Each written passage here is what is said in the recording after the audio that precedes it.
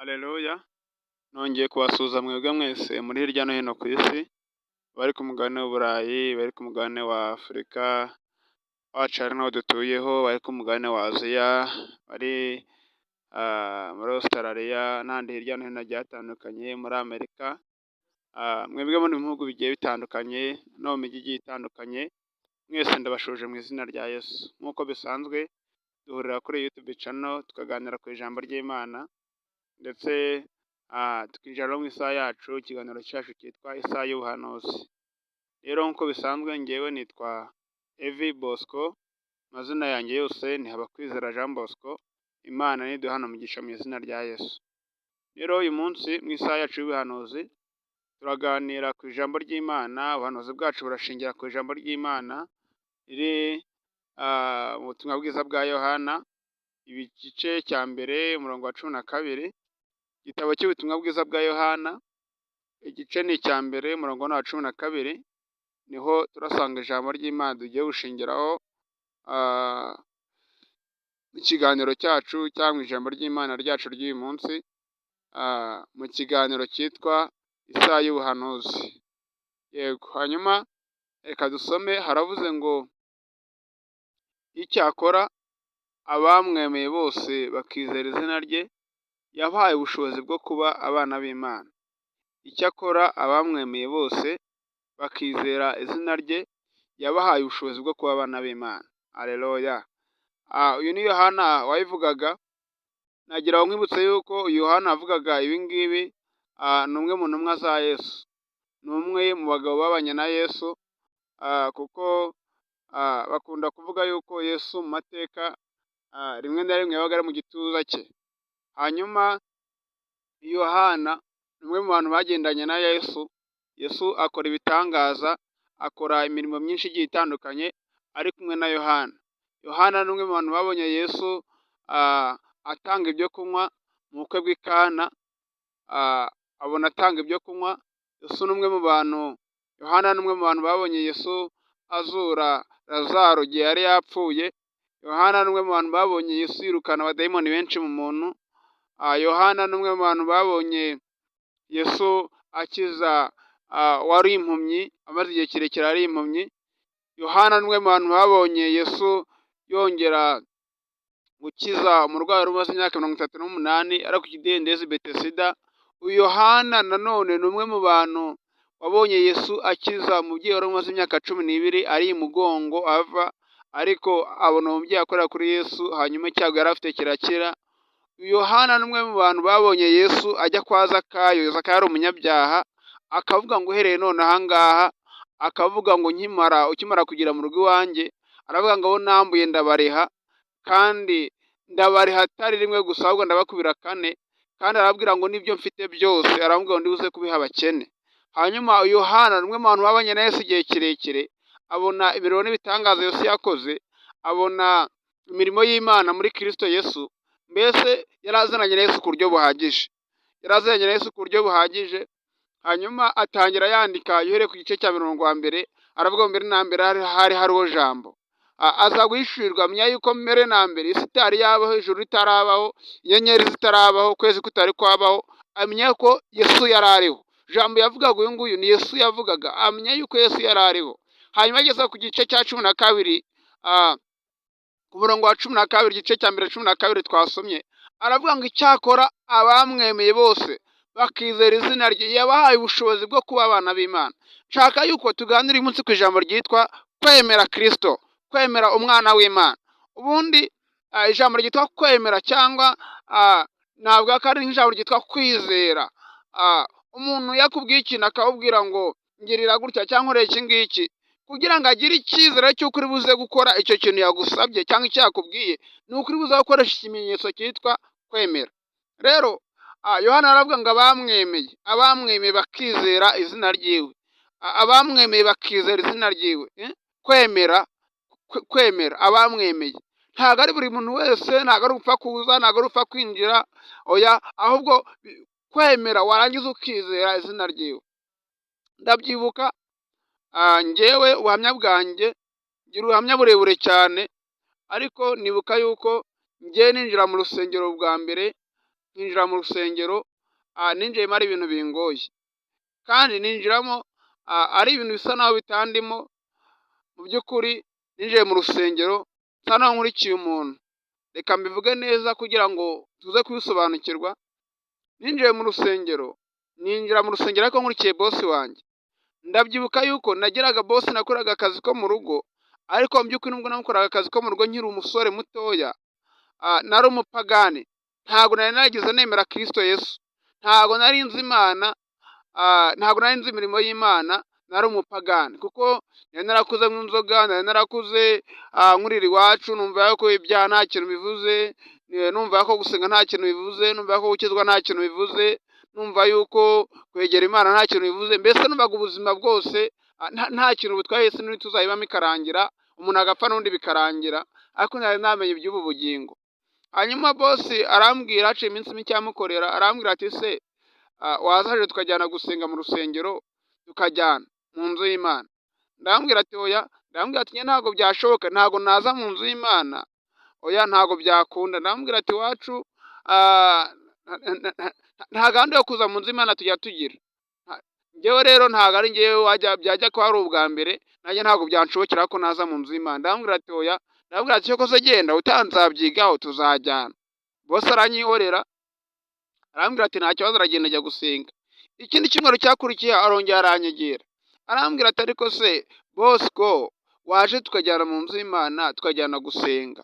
Ndamubwira ati oya. Ndamubwira ati nyemerera rwose, niba nkugiriye umugisha uri bosi ndakubaha, ariko ibyo kujya mu nzu y'Imana nkajya gukizwa ntago byakunda. Ntago nakizwa, ni njyewe umuntu wa mbere ukijwe mu muryango w'iwacu, rero ibyo ntago nabyemera, ntago bikunda. Mu by'ukuri numvaga mfite izindi mbaraga zinsikamiye, numvaga yuko zitatuma nkizwa cyangwa nakira Kristo Yesu. Numvaga mfite umutwaro munini cyane nikoreye, ku buryo nta cyizere nari mfite cy'uko nawuturwa uyu mutwaro, kuko numvaga ari nk'ikintu kindemereye kinini cyane, numvaga nta muntu wakinkoraho. Kandi nkumva gukizwa nanone nkumva ni ibindi bibazo, cyangwa nkumva ni ibindi bibazo nagiye kwinjiramo, naba ngiye kongera kwinjiramo. Nkavuga ati oya, ntago nakizwa, ntago byashoboka. Hashize iminsi mikeya, ikindi cyumweru kirongera kiraza, arambwira ati ngwino tujyane mu nzu y'Imana. Ndamubwira ati tuzajyana ku cyumweru gitaha. Icyumweru gitaha kirongera kiragera, urumva bifashe ukwezi. Uriya muntu ufite izindi mbaraga zimutsikamiye za karande, bisaba imbaraga zikomeye kugira ngo abashe guhaguruka, abashe gutsindwa. Ni imbaraga z'Imana zishobora kumusanga. Ndamubwira ati tuzagera ku cyumweru gitaha. Arambwira ati nta kibazo, ubwo unyemereye ko tuzagera ku cyumweru gitaha. Mu by'ukuri ndari mfite bosi mwiza. Arambwira ati nta kibazo, ubwo tuzagera ku cyumweru gitaha. Icyumweru gitaha kigeze, ndamubwira ngo ntacyo kwambara mfite, nta nkweto mfite, nta myenda mfite yo kujyana mu rusengero. Arambwira ati nta kibazo. Arambwira ati fata umupira wanjye, ufate inkweto za murumuna wanjye, hanyuma uze tujyane mu nzu y'Imana. Ndangije ndatekereza ndavuga ngo ariko se ubundi uyu ko ari bosi wanjye ko nkoresha, nkaba mukorera akazi ko mu rugo, ubundi ni iki gituma aba mu rusengero, njyewe umukozi we nkaba ndi umupagani, nkaba ntashaka kujya mu rusengero? Ndavuga ngo reka njye mu rusengero, njyayo mu by'ukuri nta gahunda mfite yo gukizwa, ariko ndavuga ngo reka njye kuko bosi ahasengera. Ahari ejo nakora amakosa, ejo nagwa mu ikosa, nakora amafuti. Ibyo ngibyo nibinkora nsengana na bosi, bigaragara ko ngendana nawe tukagera mu rusengero ku cyumweru, ntago azapfa kunyirukana. Azatekereza avuga ati uyu mwana turasengana, asigaza mu rusengero ku cyumweru, reka mbe mwihoreye, mugire impuhwe kubwo dusengana. Mu by'ukuri ngenda ariyo misiyo mfite, yuko nimba nsengana na bosi, tujyana gusenga ku cyumweru, atazapfa kunyirukana n'inkora n'amakosa azambabarira. Ariko mu by'ukuri nta misiyo nari mfite yo gukizwa, nta misiyo nari mfite yo kwegera Imana, nta misiyo nari mfite yo kwemera no kwizera, ntabyo nari mfite. Njyewe gutyo gusa mu rusengero ndagenda, umunsi wa mbere, icyumweru cya mbere njya gusenga, ndataha. Uko nagiye niko nasubiye mu rugo. Icyumweru cya kabiri uko nagiye niko nasubiye mu rugo. Nkagenda nkareba abaririmbyi bakaririmba, bavuga ati nkakabwiriza, nkabona abantu b'Imana barasa neza mu nzu y'Imana, nanjye nkambara neza, nkagerageza kwambara neza, nkambara umupira wa bosi, nkambara inkweto ye natiye, nkambara ibya murumuna we. Rimwe na rimwe yari umubosi mwiza cyane, yari afite na murumuna we twendaga kungana, nkemera nkabishyiramo, ariko nkavuga ngo oya, nkavuga ntaziteranya na bosi, nzajya njye nk'uko abishaka. Ukwezi kwa mbere kurarangira, akambwira ati ngwino tugende, nkagenda. Akambwira ati uyu munsi uze mu rya kabiri noneho, akajya mu rya mbere ryarangira akansabura akambwira ati ngaho karaba ugende ujye mu rya kabiri, nanjye nkagenda nkajya gusenga, ubutaha akambwira ati ngwino tugende, ndagenda gutyo, ariko nkagera mu rusengero nkicara ku mwanya w'inyuma nkavuga ngo ntago nzakizwa, ibizaba byose ntago nzigera nkizwa, ntago nzigera nemera Kristo Yesu nk'umwami n'umukiza. Numvaga njyewe nta kwemera ntegereje, numvaga naremeye imbaraga z'abadayimoni cyangwa imbaraga za karande zari zindimo zivuga ko umuryango wacu nta muntu wakizwa wakwakira Kristo Yesu nk'umwami n'umukiza. Hanyuma igihe kiza kugera mara umwaka wose mu rusengero, ariko nkumara ndi muri icyo gihe ngenda nkaterana ngasenga amateraniro akarangira, ariko nkataha nta kintu gihindutse. Ariko bukeye umwaka urangiye ntangira kuzajya ndeba mu rusengero, nkatangira kureba korali iririmba neza, nkavuga ati nyamara iyi korali iririmba neza. Umuntu akaza akanganira ati ariko se buriya ubona wajya muri iyi korali, nkavuga ati iriya korali mbona iririmba neza, mbona nayijyamo. Hanyuma hacaho iminsi mikeya, urumva nari maze umwaka wose mu rusengero, mba mu rusengero ariko meze nkaho ntarimo, kuko najyagayo kugira ngo gusa atanyirukana nta gahunda yo kwemera cyangwa no kwizera mfite Kristo Yesu umwami n'umukiza. Hanyuma ndabyibuka yuko haciyemo iminsi mikeya umwaka urangiye, umunsi w'urusengero nasengeragamo haza umuvugabutumwa wari waturutse ahantu mu ntara bita mu karere ka Rusizi, hahoze ari muri Cyangugu. Hanyuma umuvugabutumwa araza ansanga mu rusengero aje kubwiriza iteraniro bisanzwe nanjye guterana. Hanyuma araza abwiriza amagambo meza y'Imana, abwira ijambo rikomeye cyane rivuga kwizera Kristo Yesu, rivuga ukuntu Aburahamu yizeye Imana bikamuhanirizwa no gukiranuka, ukuntu yizeye Imana bigatuma ajya gutamba umwana we witwa Isaka yari afite wenyine, akizera akavuga ngo ahari nimutamba kuva Imana ibimbwiye birashoboka yuko ndibuze kugera nkabona undi Isaka namaze kumutamba. Mbese agera kwizera Imana, afata umwana yari afite w'ikinege ajya kumutamba. Atwigisha ijambo ryitwa kwizera. Ino jambo ryitwa kwizera riragenda riramfata, numva ryari kubwira, riragenda rincumita mu mutima, riragenda riramfata rirankomeza, numva ryari kubwira, numva mbwiye kwizera, tubwira akarere zituma abantu batizera, numva mvuze ibintu bikomeye cyane. Amaze kubwiriza rino jambo ryitwa kwizera, numva ndasegeshwe mu mutima, numva ndapfuye, numva ndatsinzwe, numva ndi mu rusengero, ariko nubwo ndi mu rusengero numva mbamo meze nk'umuntu utarazi icyo nje gukora, numva mba mu rusengero ariko iyo nuzuza intebe gusa, ntaragiye gushaka Kristo, ntaragiye kwizera, ntaragiye kwemera. Icyo gihe ndangije nkora ikintu gikomeye, aravuga ngo yemwe mwebwe nimuze dusenge, muze mupfukame imbere dusenge. Nari naranzuye yuko nzaba mu rusengero ariko ntazigera mfukama ngo ngende ngo bansengere, numvaga ko nzaba gusa ariko ntazigera mfukama ngo bansengere, numva nkafite abadayimoni bansikamiye bakomeye. Ariko bukeye bwaho icyo gihe avuze ngo nimuze mbasengere, ndagenda ndapfukama, njya imbere ndapfukama, maze gupfukama aradusengera n'abandi bantu benshi mu rusengero, abantu benshi bezeye uwo munsi, bizera Kristo umwami n'umukiza, baremera. Uwo mwana nanjye numva ngize kwemera, numva ndatsinzwe, numva ijambo ry'Imana ribaye rigari muri njyewe, numva umutima wanjye urafashwe, numva nkwiriye kwemera, kandi namara kwemera nkizera ko Kristo ari umukiza w'ubugingo, nkizera ko Kristo akiza imibiri, nkizera imbaraga ziri muri Kristo Yesu. Bya bindi najyaga mu rusengero nizera nkurikiye bose, numva za mbaraga zose numva ziteshewe agaciro, ahubwo nicuza igihe cyanjye nabaye ntari imbere y'Imana. Ndangije ngira kwemera, ndarira cyane, ndaboroga, mbwira Imana, ndayibwira ngo Mana, iminsi yanjye natakaje ni myinshi imbere yawe, sinagaragara imbere yawe. Nabaga mu rusengero nkurikiye bosi, nabaga mu rusengero atarenja gushaka, nabaga mu rusengero niyoberanya. Ndangije mbwira Imana, ndayibwira noneho nje imbere yawe, ndayibwira ngo ndakwemereye, ngwino unkoreshe, ngwino ubane nanjye. Kuva uwo munsi numva nongeye kwakira izindi mbaraga zo kwizera, numva nongeye kwakira ubundi butunzi bushyashya, numva mutwaro wari undiho, numva za mbaraga zari zindiho, numva zimvuyeho, numva zinyorosotseho, numva bwa bwami bw'abadayimoni, ya myuka yakarande iyo miryango yo kudakizwa ivuga ngo umuryango wacu ntabwo uzakizwa, numva za mbaraga zimvuyeho zinshizeho. ndangije uwo mwanya numva ndongeye mbaye umuntu mushyashya, numva ndaruhutse, numva umutima wanjye uraruhutse, numva nakiriye ubundi bwami, numva ninjiye mu bundi bwami kubera yuko nemeye. Aleluya. Yohana narabyandika igice cya mbere 12 ubutumwa bwiza bwa Yohana, aravuga ngo icyakora abamwemeye bose bakizera izina rye. Kwemera, ukeneye kwemera. Ntabwo Imana ishobora kugukiza utemeye. Icyo naburaga ari ukwemera. Kugira ngo Yesu agukize ni uko ubanza ukemera. Yesu yajyaga ajya gukiza umuntu urwaye, maze igihe kirekire arwaye, akamaze ngo mbese ufite kwizera. Ni nk'ayo yamazaga ngo mbese uremera yuko ngukiza. Yesu ntabwo ashobora kugukiza utabanje kwemera. Ufite uburwayi bwawe urwaye imara igihe kirekire, ukeneye agakiza k'Imana, ukeneye gukizwa. Nta kindi kintu ukeneye no kugira ngo wemere Kristo mwawe n'umukiza, nurangiza umwizere. Nanjye nta kindi kintu cyanshindishirije, ni uko nemeye, namara kwemera nkizera. Amena. Imana ishimwe cyane, numva nezero umutima wanjye. Ni uko nemeye, namara kwemera nkizera.